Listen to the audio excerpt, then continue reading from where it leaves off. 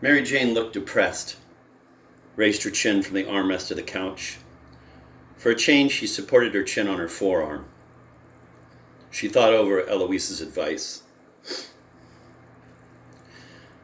You can't call Lou not intelligent, she said aloud. Who can't? I mean, isn't he intelligent? Mary Jane said innocently.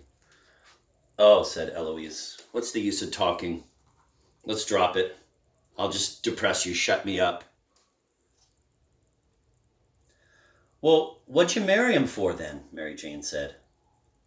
Oh, God, I don't know. He told me he loved Jane Austen. He told me her books meant a great deal to him. It's exactly what he said. I found out after we were married that he hadn't even read one of her books. You know who his favorite author is? Mary Jane shook her head. L. Manning Vines. Ever hear of him? Neither did I. Neither did anybody else. He wrote a book about 4 men that starved to death in Alaska. Lou doesn't remember the name of it, but it's the most beautifully written book he's ever read. Christ. He isn't even honest enough to come right out and say he liked it because it was about 4 guys that starved to death in an igloo or something. He has to say it was beautifully written. You're too critical, Mary Jane said. I mean, you're too critical. Maybe it was a good. Take my word for it. It couldn't have been, Eloise said. She thought for a moment, then added, at least you have a job. I mean, at least you... But listen, though, said Mary Jane. Do you think you'll ever tell him Walt was killed, even? I mean, he wouldn't be jealous, would he? If he knew Walt was, killed and everything? Oh, lover, you poor, innocent little career girl, said Eloise. He'd be worse. He'd be a ghoul. Listen, all he knows is that I went around with somebody named Walt. Some wisecracking GI, the last thing I'd do would be to tell him he was killed. But the last thing, and if I did, which I wouldn't, but if I did, I'd tell him he was killed in action. Mary Jane pushed her chin farther forward over the edge of her forearm. Elle, she said, huh? Why won't you tell me how he was killed? I swear I won't tell anybody. Honestly, please. No. Please, honestly, I won't tell anybody. Eloise finished her drink and replaced the empty glass upright on her chest. You'd tell a Kim Timoroff, she said. No, I wouldn't. I mean, I wouldn't tell any... Oh, said Eloise. His regiment was resting someplace. It was between battles or something. This friend of his said that wrote me. Walt and some other boy were putting this little Japanese stove in a package. Some colonel wanted to send it home. Or they were taking it out of the package to rewrap it. I don't know exactly. Anyway, it was all full of gasoline and junk, and it exploded in their faces. The other boy just lost an eye. Eloise began to cry. She put her hand around the empty glass on her chest to steady it. Mary Jane slid off the couch and on her knees took 3 steps over to Eloise and began to stroke her forehead. Don't cry, Elle, don't cry. Who's crying? Eloise said. I know, but don't. I mean, it isn't worth it or anything. The front door opened. That's Ramona back, Eloise said nasally. Do me a favor. Go out in the kitchen and tell whose is to give her dinner early, will you? All right, if you promise not to cry, though. I promise. Go on. I don't feel like getting out of that damn kitchen right this minute. Mary Jane stood up, losing and recovering her balance, and left the room. She was back in less than 2 minutes, with Ramona running ahead of her. Ramona ran as flat-footed as possible, trying to get the maximum noise out of her open galoshes. She wouldn't let me take her galoshes off, Mary Jane said. Eloise, still lying on her back on the floor, was using her handkerchief. She spoke into it, addressing Ramona.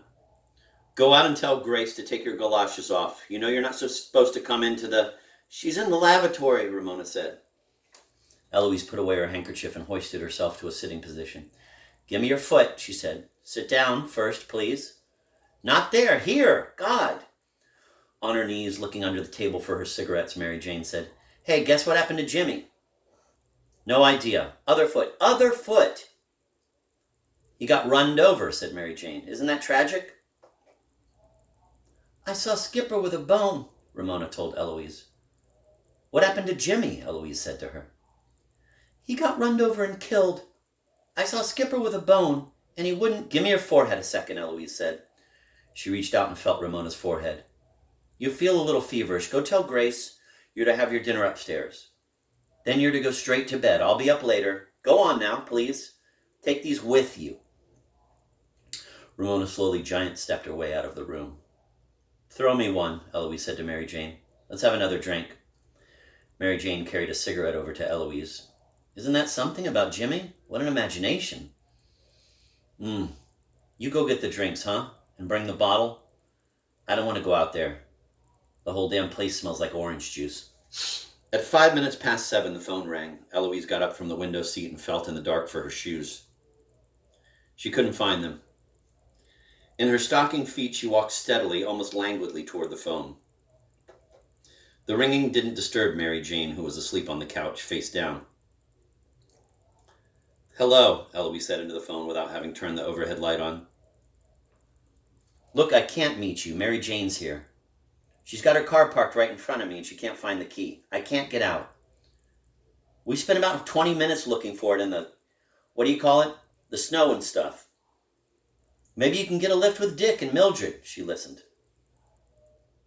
Oh, well, that's tough, kid. Why don't you boys form a platoon and march home? You can stay that hut, hope, hoop, hoop business. You can be the big shot, she listened again. I'm not funny, she said. Really, I'm not. It's just my face, she hung up. She walked less steadily back into the living room. At the window seat, she poured what was left in the bottle of scotch into her glass. It made about a finger. She drank it off, shivered, and sat down. When Grace turned on the light in the dining room, Eloise jumped. Without getting up, she called in to Grace. You better not serve until 8, Grace. Mr. Wingler'll be a little late. Grace appeared in the dining room light, but she didn't come forward. The lady go? She said. She's resting. Oh, said Grace. Miss Wingler, I wondered if it'd be all right if my husband passed the evening here. I got plenty of room in my room, and he don't have to be back in New York till tomorrow morning. And it's so bad out. Your husband, where is he? Well, right now, Grace said, he's in the kitchen. Well, I'm afraid he can't spend the night here, Grace. Ma'am? I say I'm afraid he can't spend the night here. I'm not running a hotel. Grace stood for a moment, then said, Yes, ma'am, and went out to the kitchen. Eloise left the dining room and climbed the stairs, which were lighted very faintly by the overglow from the dining room. One of Ramona's galoshes was lying on the landing. Eloise picked it up and threw it with as much force as possible over the side of the banister. It struck the foyer floor with a violent thump. She snapped on the light in Ramona's room and held onto the switch as if for support. She stood still for a moment looking at Ramona. Then she let go of the light switch and went quickly over to the bed. Ramona, wake up. Wake up. Ramona was sleeping far over on one side of the bed, her right buttock off the edge. Her glasses were on a little Donald Duck night table, folded neatly and laid stems down. Ramona! The child awoke with a sharp intake of breath. Her eyes opened wide, but she narrowed them almost at once. Mommy? I thought you told me Jimmy Jamarino was run over and killed. What? You heard me, Eloise said. Why are you sleeping away over here? Because, said Ramona. Because why, Ramona? I don't feel like... Because I don't want to hurt Mickey. Who? Mickey, said Ramona, rubbing her nose. Mickey Micarano. Eloise raised her voice to a shriek. You get in the center of that bed. Go on. Ramona, extremely frightened, just looked up at Eloise. All right. Eloise grabbed Ramona's ankles and half lifted and half pulled her over to the middle of the bed. Ramona neither struggled nor cried. She let herself be moved without actually submitting to it.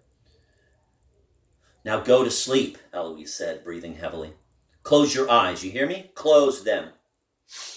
Ramona closed her eyes.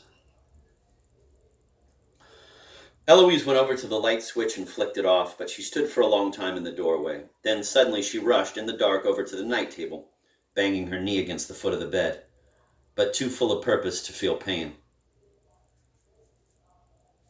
She picked up Ramona's glasses and, holding them in both hands, pressed them against her cheek. Tears rolled down her face, wetting the lenses. Poor Uncle Wiggily, she said over and over again. Finally, she put the glasses back on the night table, lenses down. She stooped over, losing her balance, and began to tuck in the blankets of Ramona's bed. Ramona was awake. She was crying and had been crying. Eloise kissed her wetly on the mouth and wiped the hair out of her eyes and then left the room. She went downstairs, staggering now very badly, and wakened Mary Jane. "What's that, who, huh?" said Mary Jane, sitting bolt upright on the couch. "Mary Jane, listen, please," Eloise said, sobbing. "You remember our freshman year? And I had that brown and yellow dress I bought in Boise? And Miriam Ball told me nobody wore those kinds of dresses in New York? And I cried all night?" Eloise shook Mary Jane's arm. "I was a nice girl," she pleaded, "wasn't I?